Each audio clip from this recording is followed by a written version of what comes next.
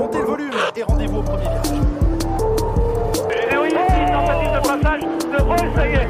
Ah, il se prend c'était prévisible, c'était prévisible. Et Prost est champion du monde s'ils ne réussissent pas. Voilà, à repartir. Voilà, c'est là où il faut jouer. Il y va, et il passe, et ça touche, et il s'accroche, et merde. Okay, Lewis, it's hammer time. accélère. Toto? Yes. It's called a motor race, okay? Sorry? We went to car racing. This is unbelievable, guys. Can we do this for another 10, 50 years together? On a le droit de faire des erreurs, c'est un principe de base, c'est dans les erreurs qu'on apprend. Quand on fait 2 fois les mêmes erreurs, là c'est qu'on n'a pas appris. Bonjour à toutes et bonjour à tous, bienvenue chez Barbecue F1 sur Barbecue Sport Club. J'espère que vous allez bien, c'est un plaisir de vous retrouver. On vous remercie de nous suivre et de nous écouter. Et alors on va parler de quoi après ce week-end à Mexico pour le 20e Grand Prix de cette saison. Alors d'abord avant de parler F1, je voulais d'abord remercier Radio Campus Lorraine qui a ouvert ses studios à Barbecue Sport Club pour 2 émissions ce week-end. Il y avait une émission pour parler de Barbecue Sport Club en général et une autre pour faire un barbecue vélo. Alors je suis pas sûr que nos auditeurs fidèles soient tous branchés sur Radio Campus Lorraine. On va dire que c'est plus géographiquement cantonné au Grand Est, on va dire. En tout cas, donc c'était en direct et les émissions vont être disponibles dans la semaine. Et pour cela, il faut remercier Elio, le Manitou, avec Jules du Barbecue Vélo qui a rendu cela possible. Et puis, un peu comme chaque année à la même période, je voulais aussi annoncer, bien donc comme tous les ans, pour les Toulousains et les Toulousains de passage, l'exposition du Sens des Arts à l'Hôtel-Dieu qui a lieu du 6 au 16 novembre. C'est un super truc où, en fait, il s'agit d'acheter des tableaux. Cette année, je crois qu'ils valent chacun 120 €. Mais il y a plein d'artistes, tous différents. Et justement, le concept, c'est que 111 des Arts, je crois on est pas mal sur le nombre d'artistes. Il y en a une centaine. 111 d'ailleurs, exactement.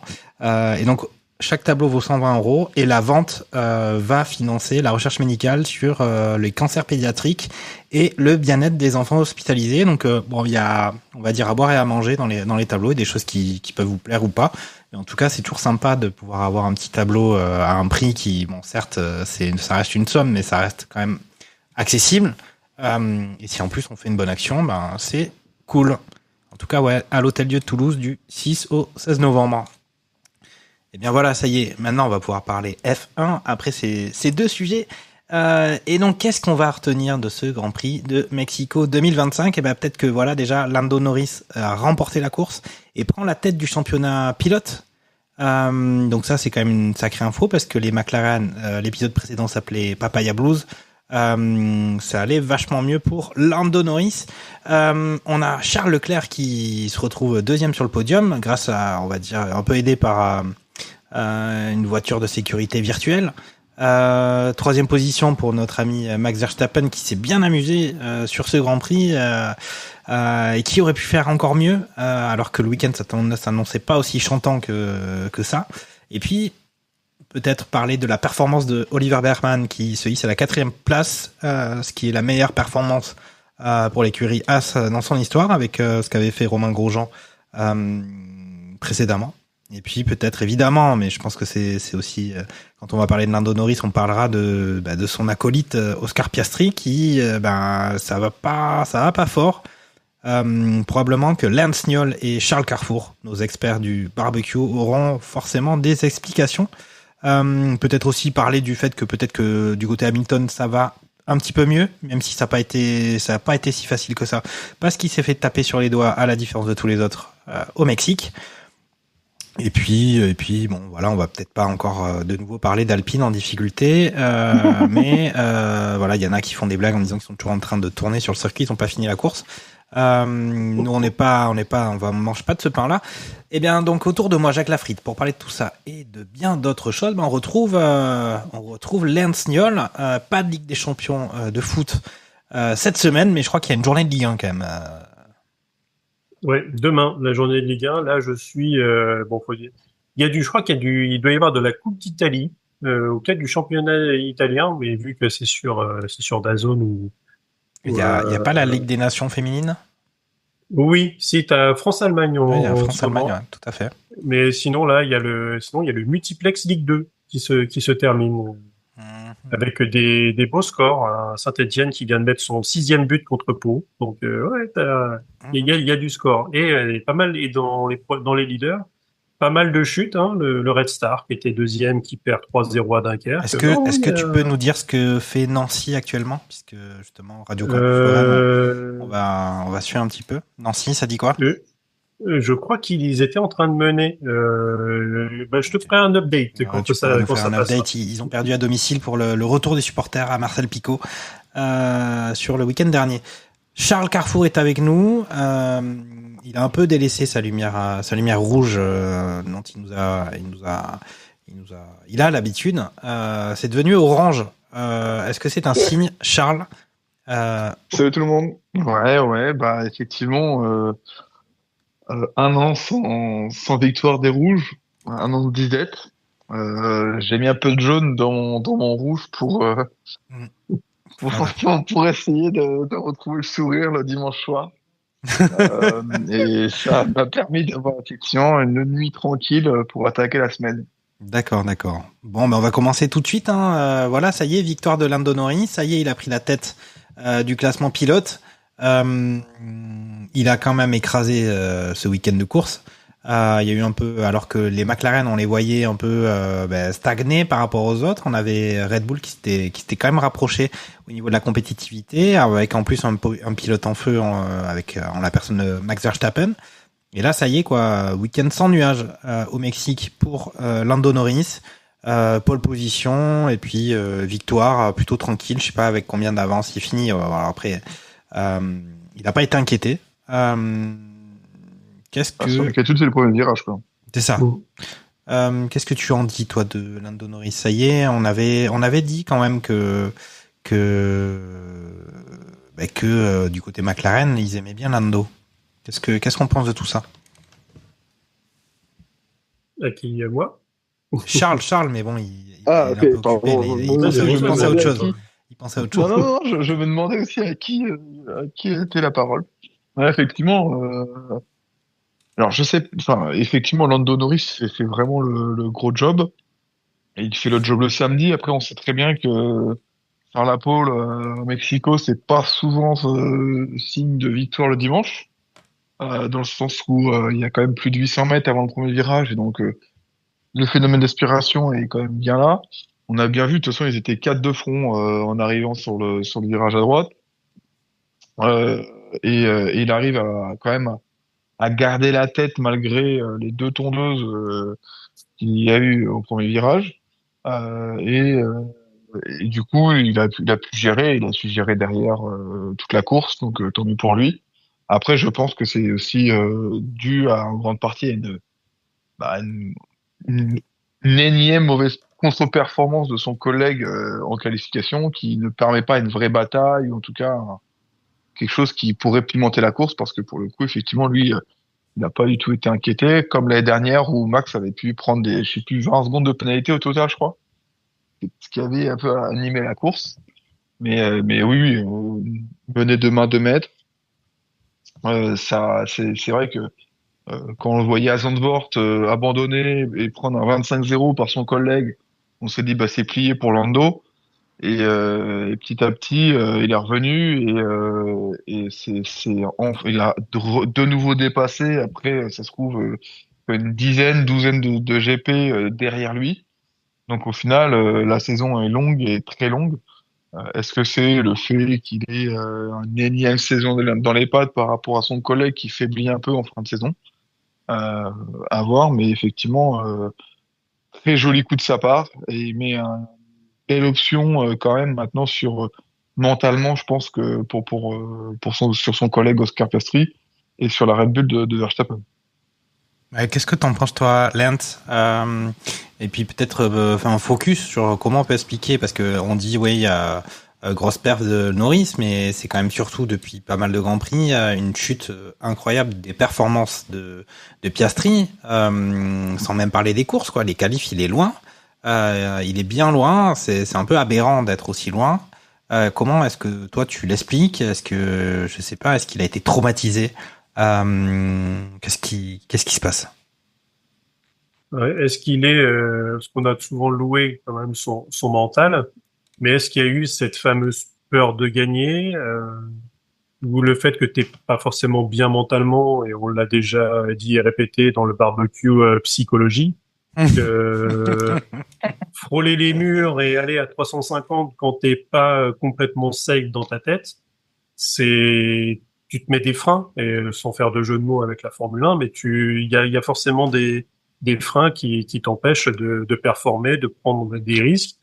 Et autant sur la qualif, c'est vrai qu'il s'est retrouvé à très très loin, mais dans la course, on a retrouvé quand même le Piastri un peu plus bagarreur, et peut-être que là, le fait de se faire passer devant par Lando, ben, il va y avoir ce je ne sais quoi de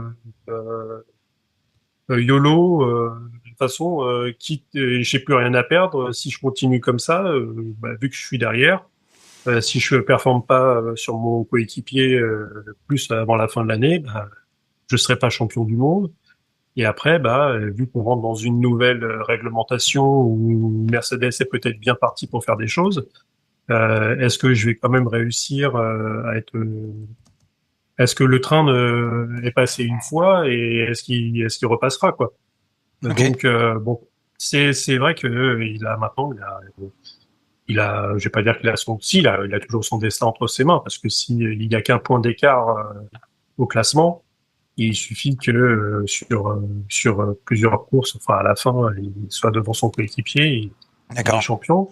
Peut-être que côté Max Verstappen, ce qui est pas mal, c'est que vu que c'est Norris qui est revenu, lui continue à gratter des points sur la tête. C'est ça. Est-ce que les 3 points de la virtual safety car sur les 2 derniers tours compteront? On le saura, mais bon, après, il faudra pas oublier les grands prix où Max a pu faire du n'importe quoi, notamment en Espagne, où il a perdu énormément de points. Parce que c'est un peu comme dans tous les sports, on se souvient souvent des derniers matchs ou des dernières courses, mais pas du début de saison. Après, c'est clair qu'il faudra qu'il digère. Il était dans un certain confort, Piastri, parce qu'il était en tête depuis avril. Il était en tête du championnat depuis avril. C'est ouf, quand même. Donc là, il se fait passer devant sur la fin octobre, dans la dernière ligne droite. 4, quoi.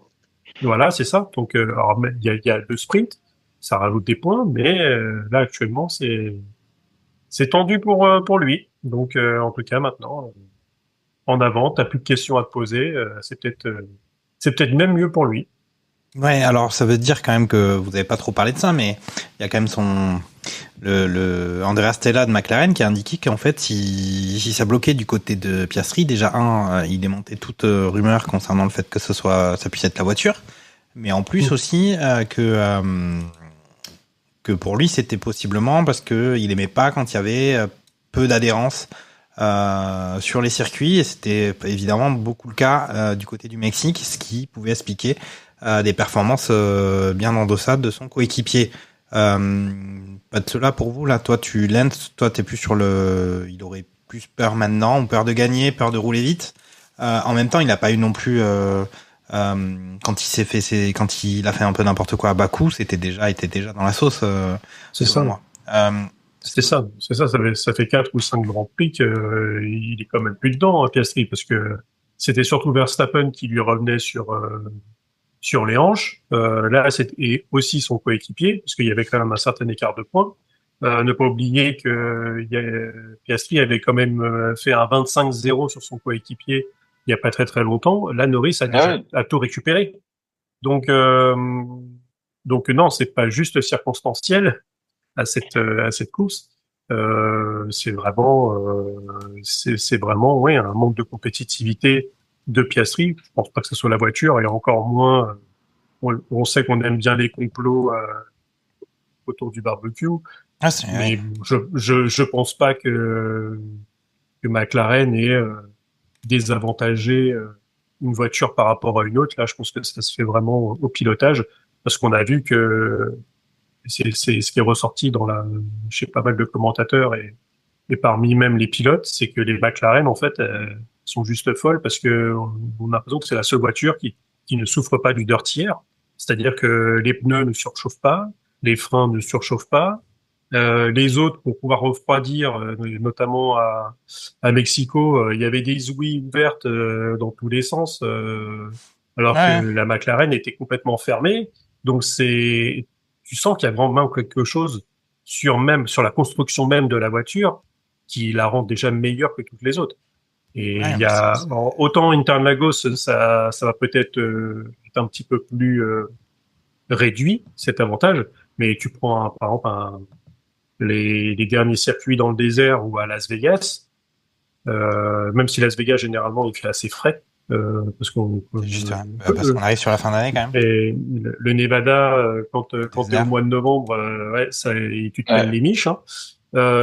Surtout que le soir, Ouais, en plus, en espérant que ça finisse pas à 1h du matin, comme sur les autres, parce qu'il y a des plaques d'égout qui se décollent quand il y a les voitures qui passent.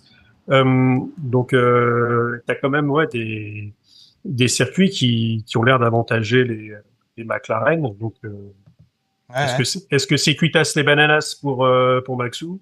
Ouais, mais On ça, le saura assez vite, ouais. après, dans ce que tu viens de raconter, quand même, ça veut dire que quand on voit que Norris il galère pendant je sais pas combien de temps pour doubler, c'est que au final, bon, c'est pas. Piastri, tu dis.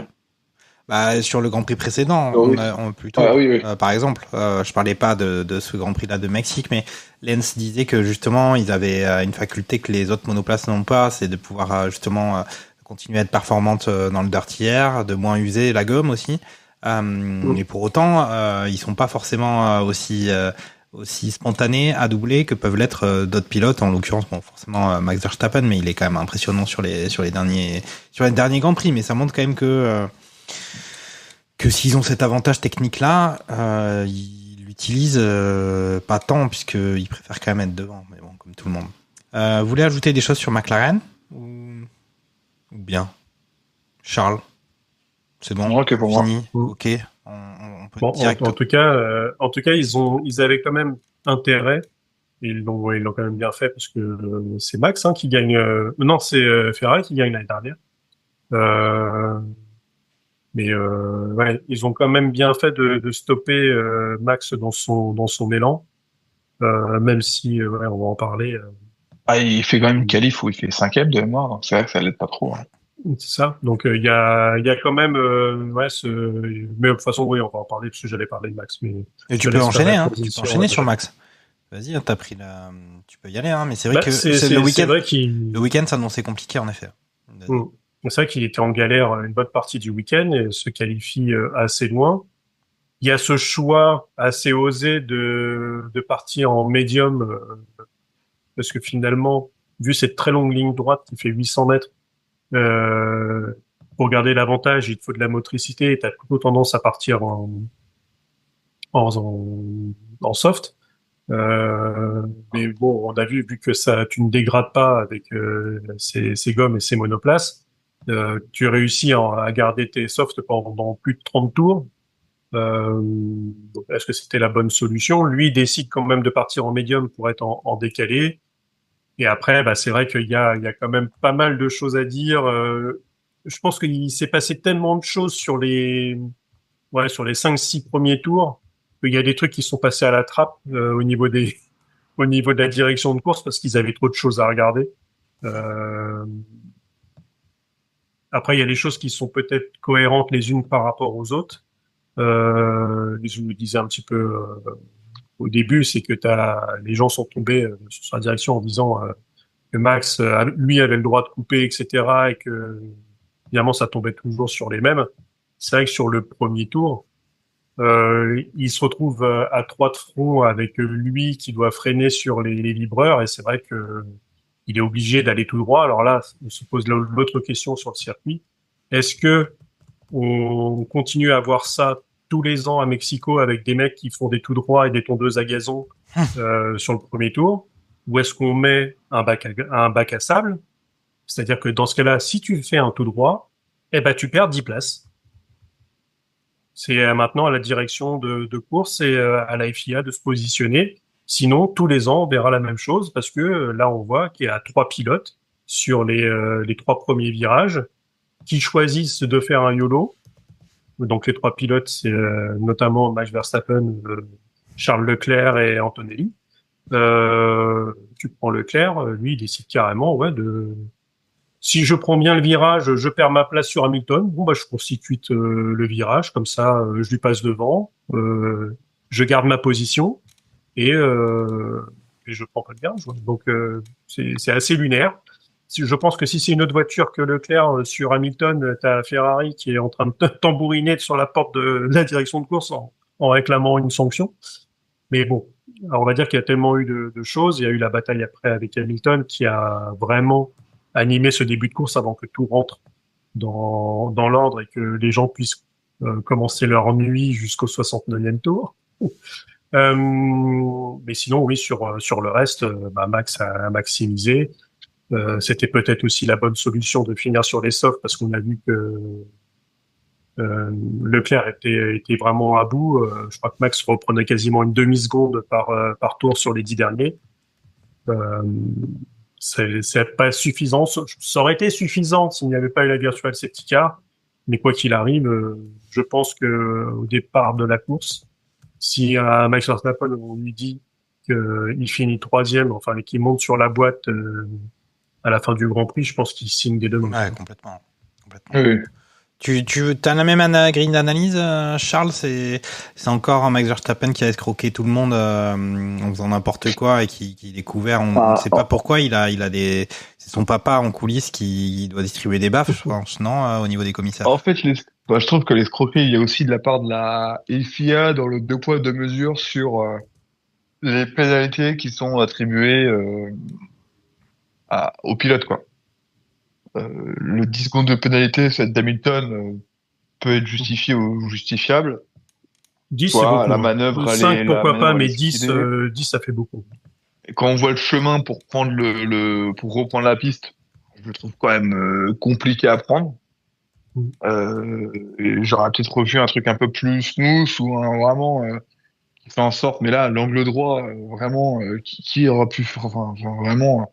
On se demande s'ils sont dans la voiture les mecs qui ont pensé le virage, le chemin pour retourner en piste. Je me demande si certains ont tenté de le prendre à vitesse grand V.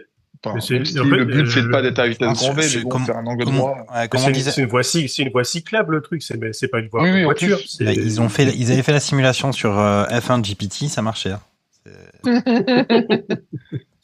Donc bon, en soi, qui cut le truc, allez, why not, ok, 10 secondes, c'est quand même, moi je trouve cher payé. Ça fait beaucoup. Après, c'est comme ça, il y a un règlement, là, il est appliqué. Là où effectivement je rejoins Lon, c'est pour Verstappen et Leclerc, quoi. Où, grosso modo, on le tente, ça passe pas, on cut et on verra. En vrai, il y a un bac à gravier, ils le font pas, quoi. Ils font pas, du coup, il y a un vrai truc, quoi. Donc, c'était le cas de Pérez, c'est pas la première fois que certains tentent le tout pour le tout dans ce virage-là, en se disant, on voit ce que ça donne. Dans tous les cas, on se rappelle de Sergio Pérez. Voilà. Verstappen, quand même, a 2 doigts de s'emboutir dans le mur du fond, hein, et il a de la chance de déjà contrôler la voiture, de pas taper les Tech Pro, de ressortir plutôt dans des bonnes conditions et de pas avoir le peloton, parce que sinon sa course allait aussi foirer. C'est fou de se dire que c'est vraiment qui tout double. La définition du qui tout double, elle est vraiment là pour définir l'action de Verstappen. Est-ce que Leclerc voit ce qu'a fait Verstappen et du coup se décide de dire allez, fuck it, j'y vais aussi et on voit ce que ça donne. Alors il a quand même le bon sens de redonner la place à Norris au bout du virage 3 en se disant là c'est peut-être un peu gros, mais derrière vraiment il finit derrière Hamilton du coup n'a pas peut-être cette opportunité de se bagarrer avec les gars de derrière, du coup n'aura pas la place de pénalité. Enfin il y a toutes des conséquences en cascade qui suivent. Donc pour moi, effectivement, il y a eu un deux poids deux mesures sur la pénalité à ce niveau-là, quoi.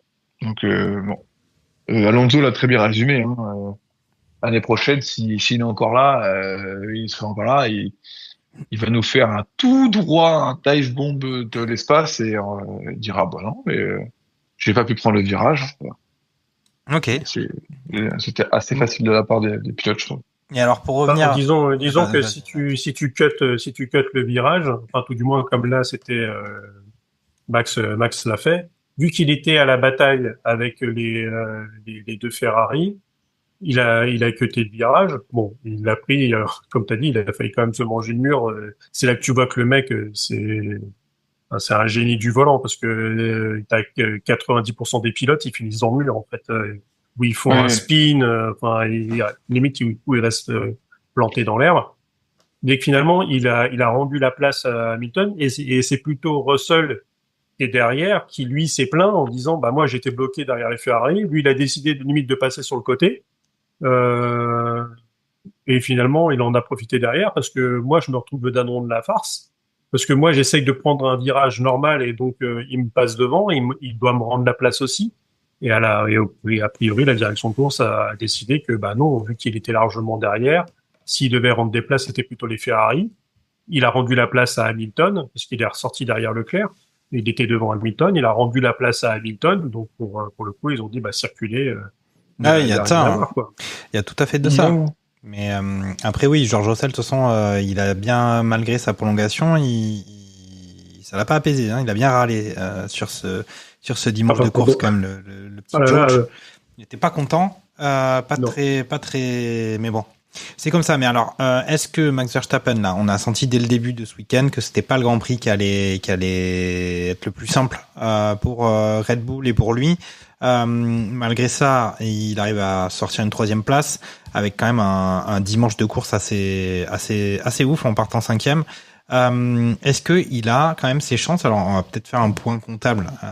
On avait prévu de sortir des stats, de sortir des classements.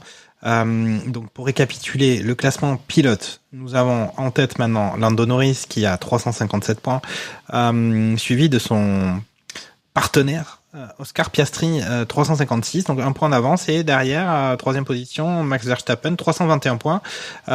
Donc vous faites le calcul, hein, il y a quand même 36 points d'écart entre Verstappen et Norris.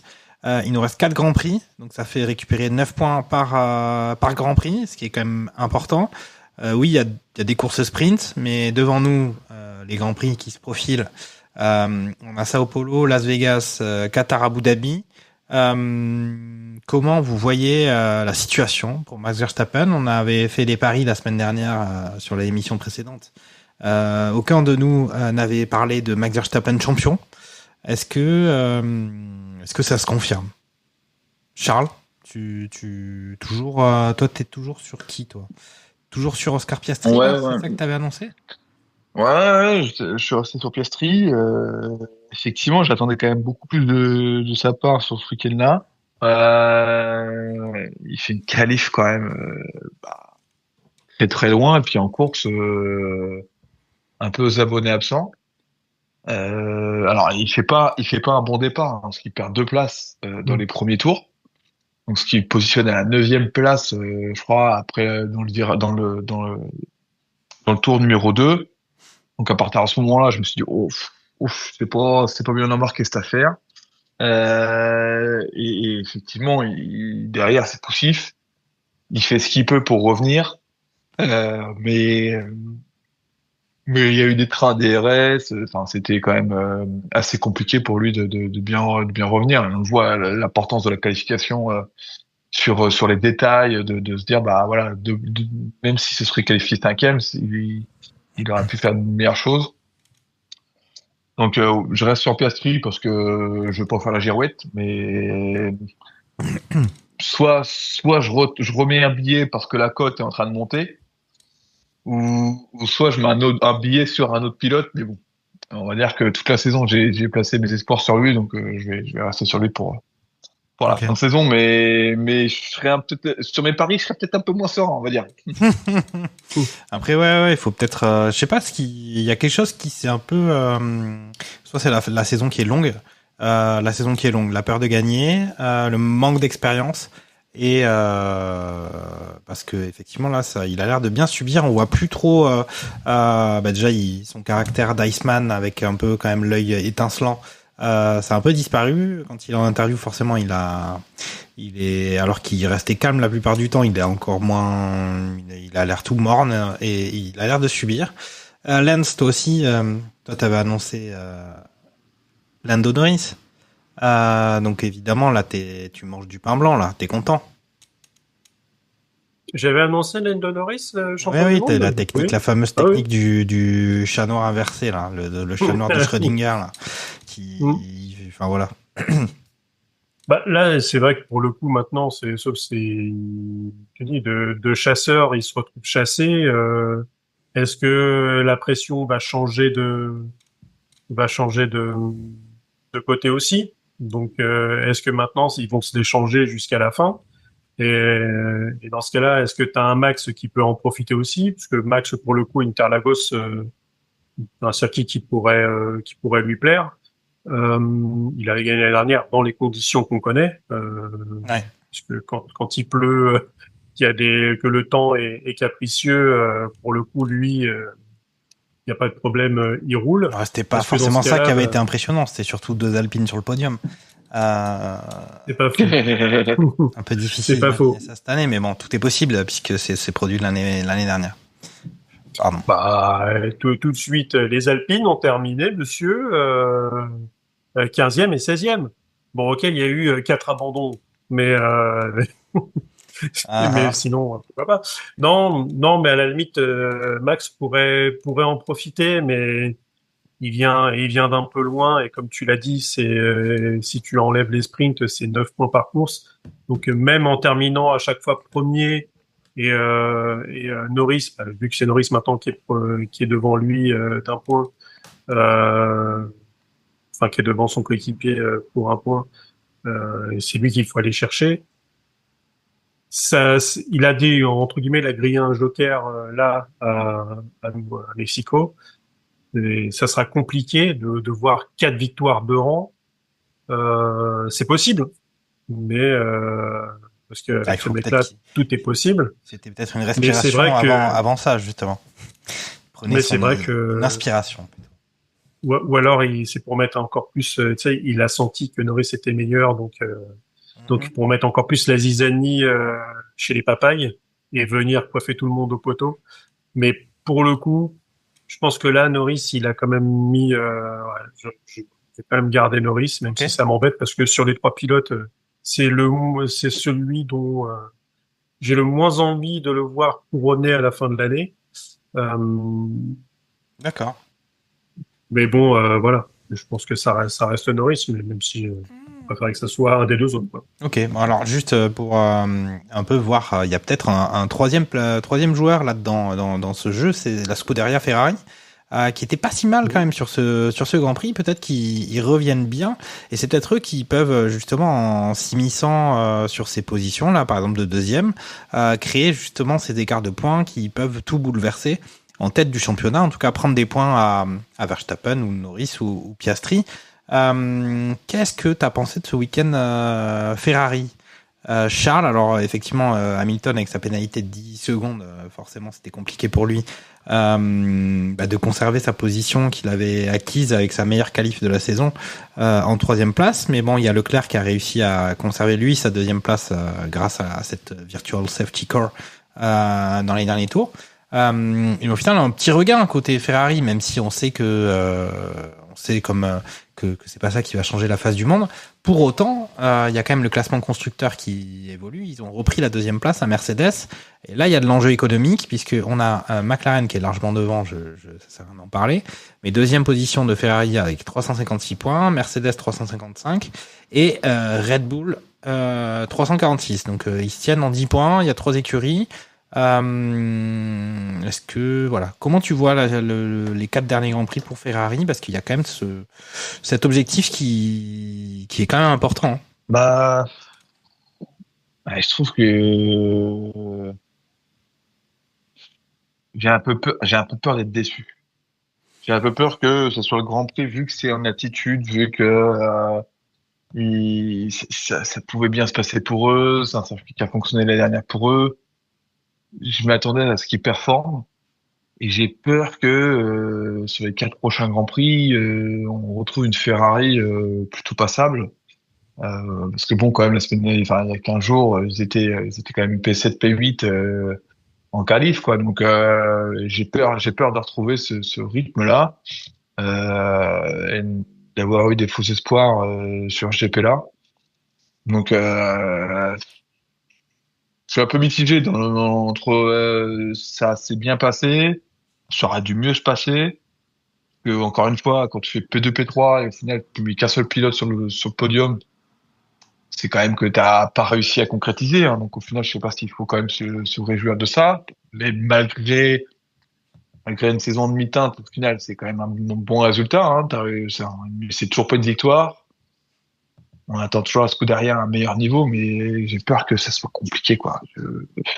Franchement, si on arrive à décrocher à la 2e place constructeur, c'est un miracle, quoi.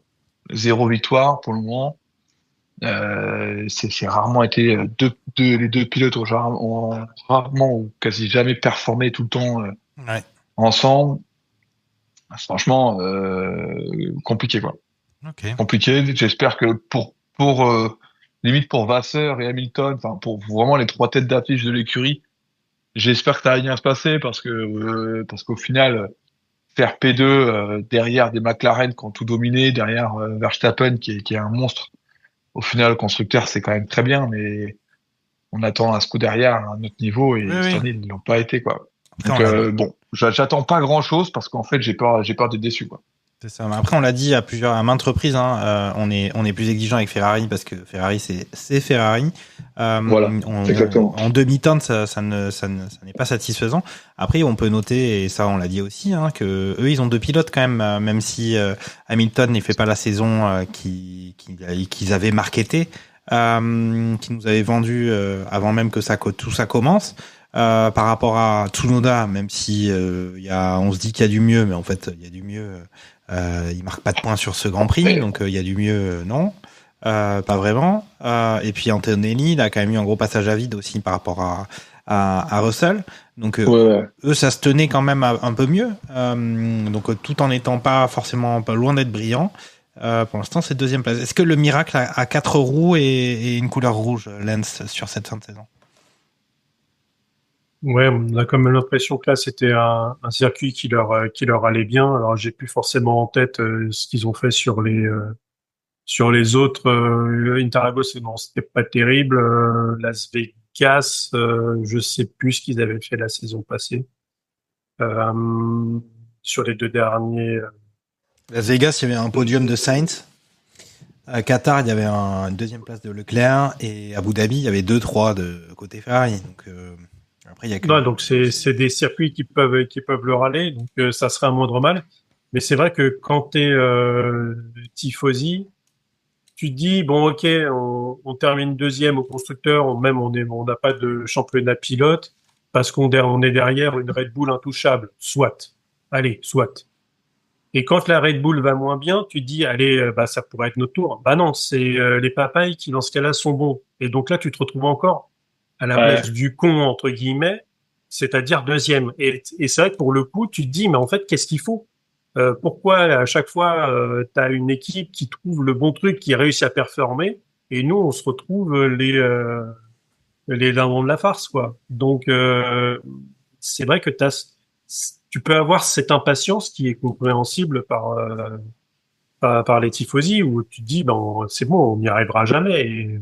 Et en plus, encore plus la saison prochaine, si le moteur Mercedes est aussi performant qu'annoncé, tu dis on va encore bouffer la noir il va falloir vérifier ce tuyau là. Lens, à chaque fois au milieu de l'émission là, à chaque fois à la 39e minute et 28 secondes, t'annonces que le moteur Mercedes c'est une fusée et tout ça. On n'a toujours pas identifié la source. Hein. Je sais pas d'où ça vient ce truc. Non, mais en fait, vu que Mercedes m'a livré une petite voiture, il faut que je leur fasse de la promo Ah ouais. tous les ans, Ah ouais. à chaque émission. Voilà. Mais j'ai demandé la même chose pour vous, messieurs. Ça devrait pas tarder à arriver Ah, on va bientôt dans vos inclure qu'il y a garages. un partenariat rémunéré dans l'émission. Ah ouais, voilà. C'est ça. On dit rien, mais nos avis, on a vraiment des avis biaisés. On C'est est ça. sponsorisé. Après, voilà. Après, il y a beaucoup de gens qui aiment Ferrari, mais je crois pas que quelqu'un chez Barbecue F1 ait une Ferrari dans le garage. Ça, j'ai pas entendu parler de ça, ou alors on la cache bien. Pas pour le moment. Pas Ah, pour le tu moment. sais. J'ai un vélo rouge, mais C'est déjà ça. Moi, j'ai un vélo bleu Alpine. Moi, j'ai même pas de vélo. Ah. aïe, aïe, aïe, aïe. Ouais. Mais non, mais c'est vrai que tu te dis, est-ce qu'ils vont y arriver un jour? Enfin, on leur souhaite parce que c'est quand même une écurie, voilà, c'est une écurie mythique avec tout ce qui va. Euh, tu sais, moi, je l'avais dit au début de la saison, hein, même des fins de saison dernière, quand on sait qu'Hamilton allait signer chez Ferrari. Je suis pas particulièrement un fan d'Hamilton ni un fan de Ferrari, mais pour l'histoire, j'aurais aimé que les deux fonctionnent et pour le coup, c'est ça la principale douche froide. Alors après, est-ce que ça vient d'un pilote qui a un petit peu perdu la main parce que même chez Mercedes c'était compliqué. Et on voit que on va dire qu'Antonelli fait aussi bien que lui la saison passée, mais pas loin. Donc est-ce qu'il a perdu le mojo? En tout cas, s'il nous régale de ses radios pendant la course où il y a des fois des trucs qui sont assez lunaires sur je crois que c'est eux hein, ce qui a au moment où ils ont passé la radio où ils avaient pas changé les canaux. Oui. Ah, Et ils en sont fait, plantés, ouais. t'avais les ingénieurs qui discutaient entre eux et t'as lui qui est venu Bah, ça qui est arrive. venu Hein, mettre son petit grain de sel. C'est truculent, dirait l'autre. Ouais. Ok, ben qu'est-ce que je voulais... Ah ouais, si, enfin, je voulais dire quand même, effectivement, on se dit, là, il y a Verstappen qui était moins bien, et là, c'est les McLaren qui ont repris le contrôle, mais bon, on a quand même vu l'avance de Norris, on a vu aussi, à un moment donné, justement, à la radio, Leclerc qui a annoncé que ça, c'était son rythme, et son rythme, il était très loin du rythme de Norris devant. En gros, quand il annonce qu'il peut pas faire mieux, qu'il va pas le rattraper, qu'il y a rien à faire. Donc voilà, je suis pas forcément... ils étaient là où ils étaient. Et c'est vrai que c'est peut-être plus Red Bull qui a baissé, qui avait pas la voiture pour ce Grand Prix, selon moi.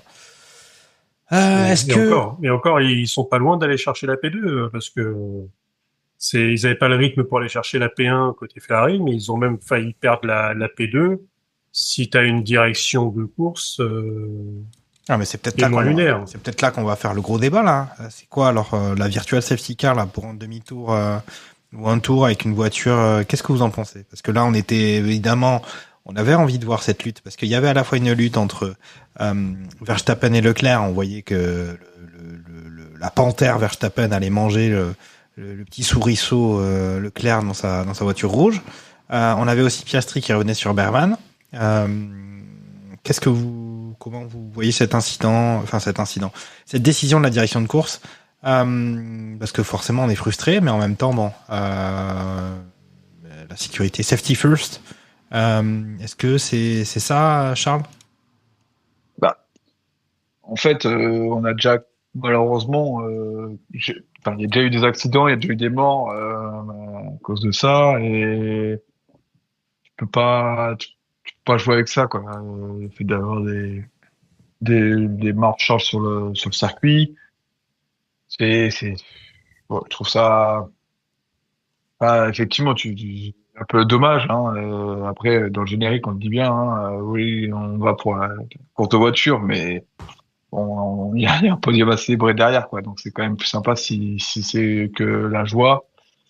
Ça serait dommage d'avoir des images de choses un peu pas très jolies à voir. Donc voilà. Sachant qu'on avait déjà vu, il me semble, en début de course. C'est en début de course avec les gars sur la piste. Avec ouais. Donc déjà, bon, c'était chaud. Je pense qu'ils se sont dit qu'il fallait pas que là ils arrêtaient. Ils avaient fait une énorme bêtise en début et que là ça allait pas se reproduire. C'est la lecture que tu as, Lens? Bah, disons que a priori il y avait un dégagement de fumée sur la voiture de Sainz, mais là où elle était positionnée, il y avait aucun lien.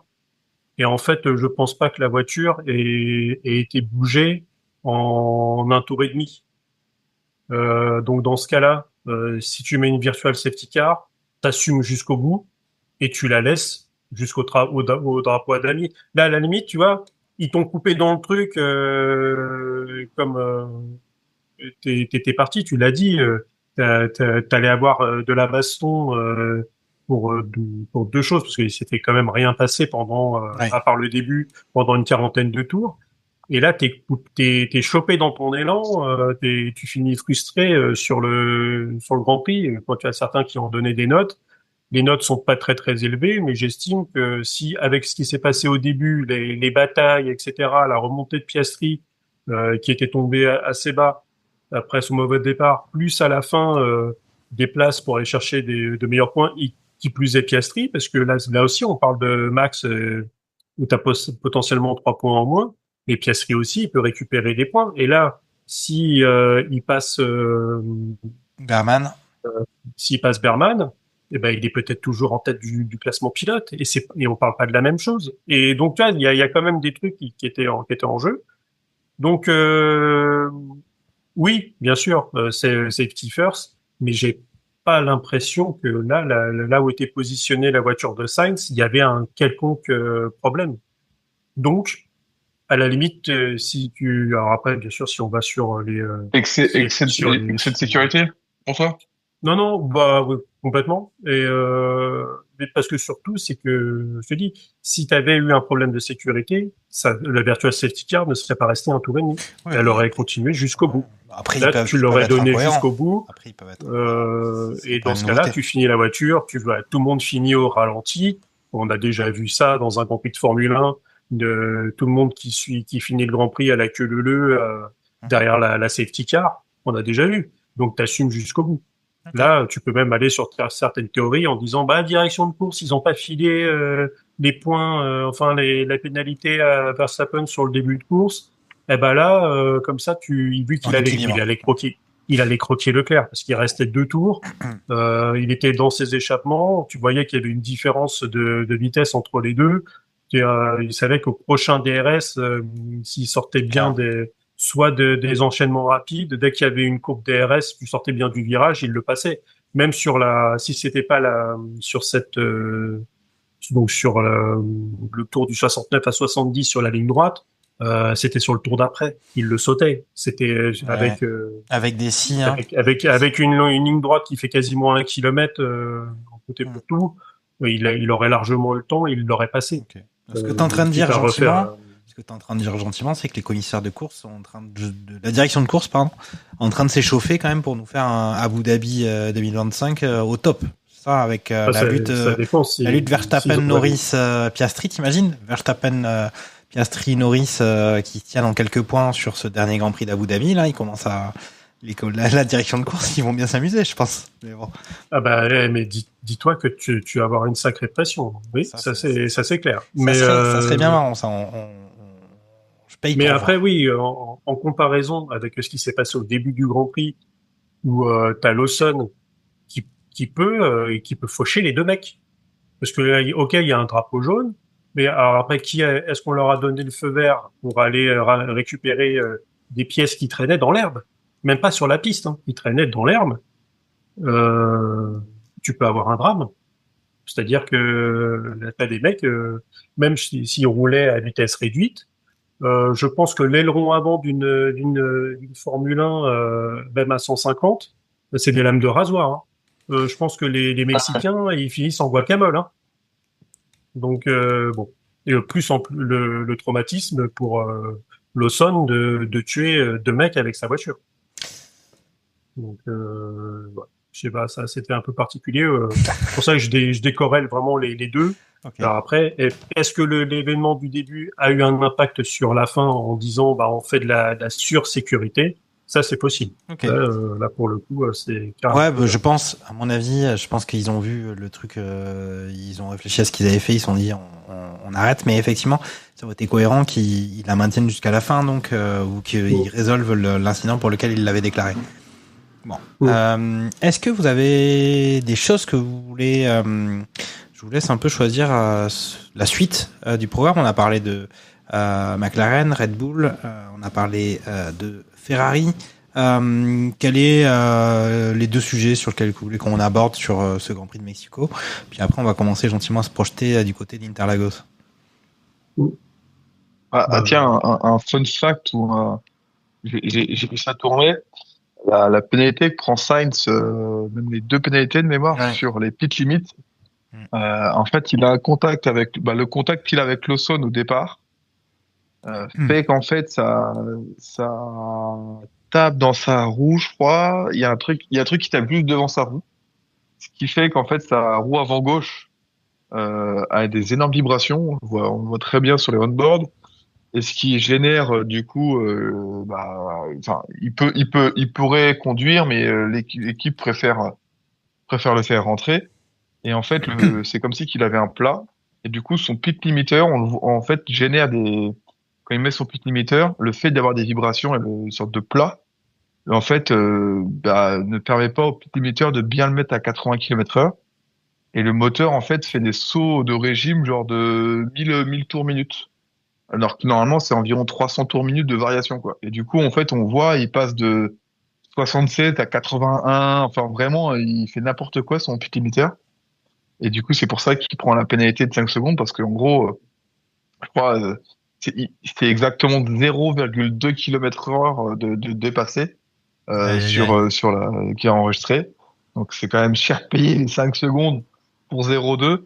Alors c'est là où tu te dis bon au final effectivement 10 secondes pour avoir coupé la voie pour avoir repris la piste un peu un peu comme il voulait Hamilton. Au final, est-ce que c'est cher payé quand tu vois ce qu'a pris Sainz? Et donc en fait il en prend une deuxième parce que son équipe lui demande de ne pas utiliser le pit limiter sur le deuxième relais, sauf qu'en fait il y arrive, enfin de l'entrée des stands jusqu'au garage, genre il est à 70 et tout, il y arrive, sauf qu'en fait en démarrant il est obligé de mettre je pense un bon coup d'axel, et du coup il passe à 114, un truc comme ça, il décolle. Du coup forcément là, il est mort quoi. Et en fait il est mort, il passe un coup d'axel, il essaie de freiner ou il ralentit, il voit qu'il c'est mort, et du coup il repart et en mode de toute façon mort pour mort, vas-y go quoi. Ok, non mais c'est bien d'avoir l'explication un peu plus précise. C'est vrai que c'était assez rageant pour lui. Après comment dire, cette Dex Duralex, c'est vraiment bête et méchant. Il y a une vitesse à respecter, il la dépasse, même si c'est de 0, quelque chose, c'est la règle quoi. Alors que pour les autres, en tout cas sur ces incidents du premier tour, il y a un côté subjectif qui est libre, qui est laissé à l'interprétation. Même s'il y a des règles, il y a quand même un arbitrage qui reste humain encore en 2025. Lance, un sujet de plus pour ce Grand Prix du Mexique. Je te laisse choisir. Ouais, c'est un peu pareil. C'est un fun fact qui entraîne peut-être des choses pendant la course après. C'est que, a priori, chez Mercedes, on n'a tellement plus rien à faire de cette saison que Toto Wolff préférait être tranquille en train de supporter son fils qui faisait du karting en Europe. Alors peut-être je caricature peut-être un petit peu la chose, que d'être à Mexico. Ce qui a peut-être provoqué des atermoiements dans la gestion de course côté Mercedes, où on a eu Russell passablement énervé sur la passivité de son équipe, qui implorait son équipe de que Antonelli le laisse passer, même derrière à faire du truc d'épicier en disant vous inquiétez pas, si je réussis pas à passer, c'était Berman qui était devant lui. Je rendrai la place à Antonelli derrière. Et le gros problème, c'est que il y a eu tellement d'atermoiements que ça a fait revenir Piastri. Et donc lui, Piastri, il demandait que ça, parce que finalement Russell ayant beaucoup plus de rythme, il était bloqué par Antonelli. Donc Piastri est revenu dessus. Bilan des opérations. Piastri a fini par sauter les deux. Et donc, Russell, bah, comme il l'avait promis, vu que son équipe s'est décidée, alors je sais pas en combien de tours ça s'est décidé, mais ça m'a paru assez long. Il a relâché. Ouais, 5-6 tours. Ouais, voilà, c'est ça. Mais est-ce qu'ils ont pas raté quelque chose avec ça? Et donc finalement, bah, il l'a laissé passer à la fin. Et voilà, mais le mal était fait. Et donc tu te dis, est-ce qu'on aurait eu la même chose si Toto Wolff était dans le paddock? C'est un Je suis bon pas point. certain. Tu vois, j'étais pas allé jusqu'au bout de la chose comme toi. T'es allé voir les choses en profondeur. Effectivement, j'avais même pas trop suivi l'absence de Toto Wolff. C'est très bien qu'il aille voir son fils faire du karting. Mais c'est vrai que cet incident de course est un peu notable. Après, les enjeux pour Mercedes sont c'est un peu les mêmes que pour Ferrari quand même. Hein. C'est aussi quand même que Antonelli, il a raison, il a encore son petit bout de chemin à faire. Et puis il y a quelques petits trucs avec le classement constructeur, oui. Donc, écoute. En tout cas, ça pourra peut-être avoir son importance. Bah après, le classement honorifique pour le constructeur. Et après, il y en a peut-être un qui s'est réjoui de tout ça, c'est Piastri, parce qu'il aurait pu perdre beaucoup plus de points, quoi. C'est vrai. Donc, c'est vrai que lui, c'est pareil. On parle de l'incident dans les derniers tours avec Sainz. C'est vrai que ces aternoiements, comme tu l'as bien dit, côté Mercedes, ça lui a profité. Ok, bon, très bien. Est-ce que j'ai des choses à raconter en plus? Peut-être souligner que ça fait quelques Grands Prix que du côté d'Adjar, mais c'est peut-être du côté de Racing Bulls aussi.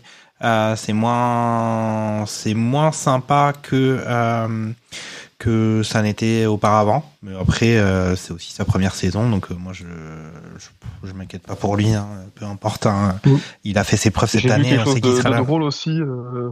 J'ai vu quelque chose de drôle où Bortoletto dit que c'est cool que Berman fasse P4 et son ingénieur lui rappelle quand même que c'est pas cool pour le championnat constructeur. Oh yeah.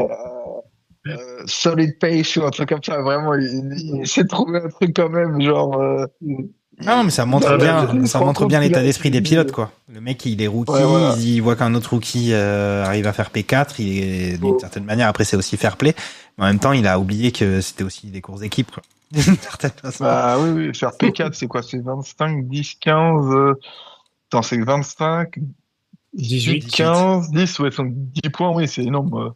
C'est énorme à leur échelle, quoi. Des mecs, clairement, se battent pour 1 ou 2 points.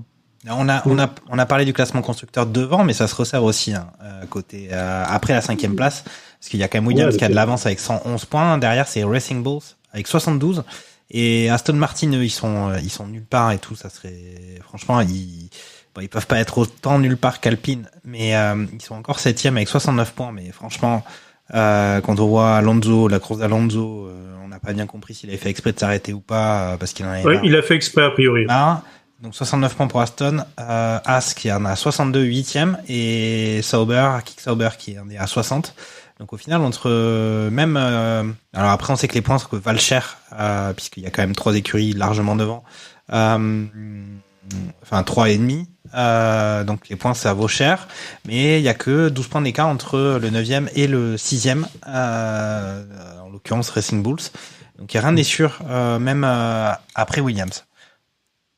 Ouais, des très gros points pour As, hein, qui réussit à mettre 2 voitures dans les 10.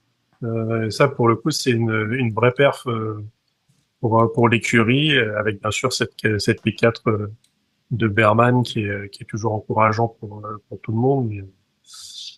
Mais ouais, il y avait un truc. Ah oui, c'était aussi sur on devait normalement, enfin.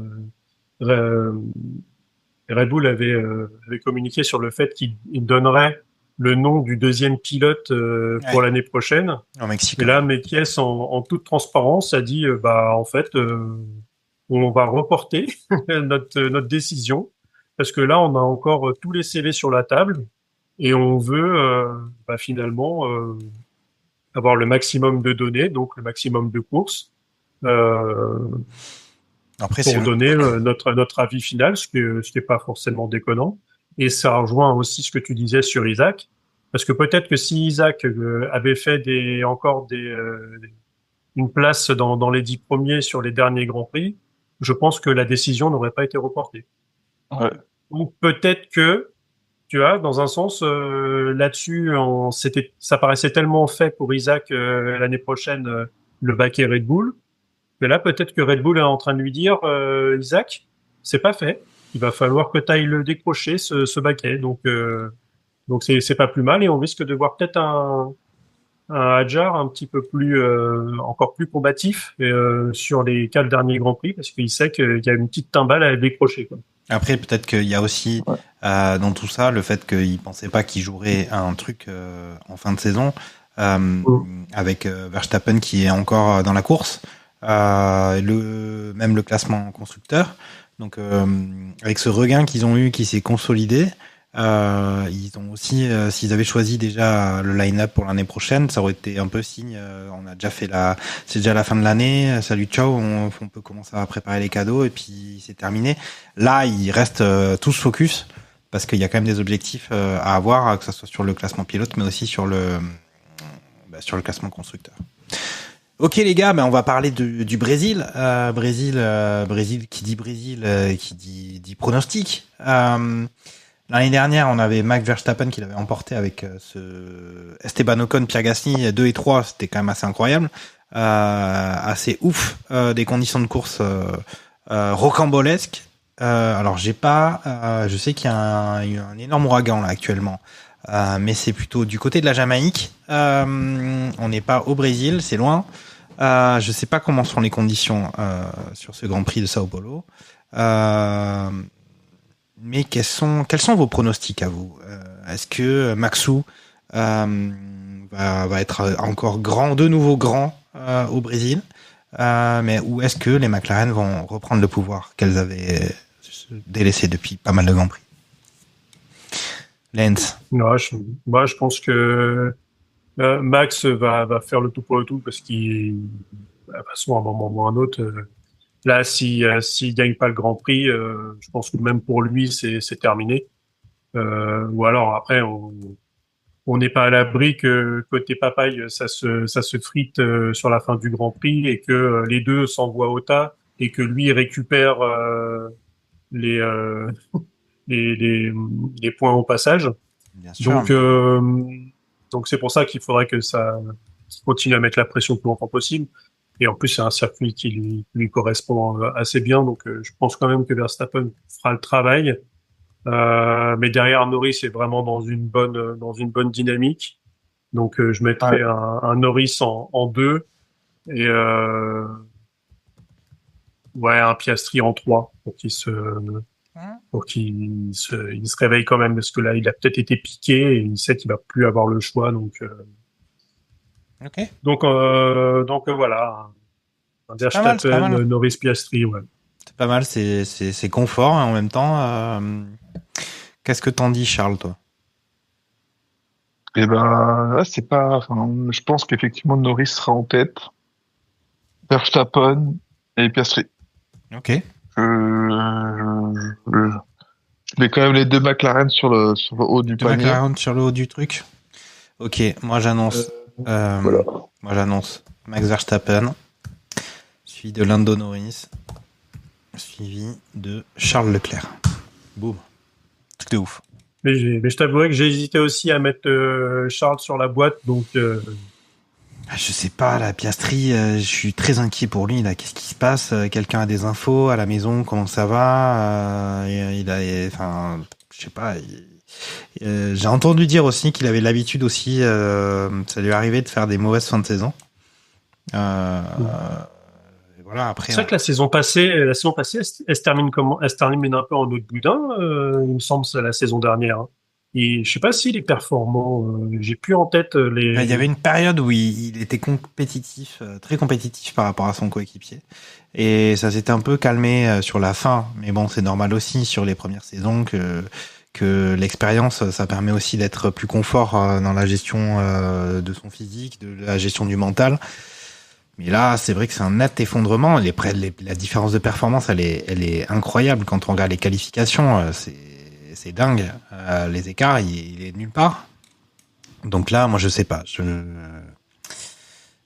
Parce qu'il fait P8 à Interlagos l'année dernière, Piastri, il fait 2 places derrière. Ouais, mais ça veut rien dire. L'année derrière dernière. Norris. Enfin, ça veut rien dire. C'est bon. Après, ça veut rien dire. C'est toujours Verstappen qui gagne, mais c'est quand même c'était très rocambolesque. Donc, on va dire que l'analyse est difficile.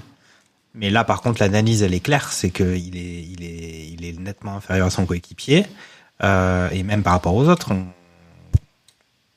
sait pas trop. Enfin, en tout cas, par rapport à Verstappen, il est derrière. Donc on va voir ça. On va se retrouver.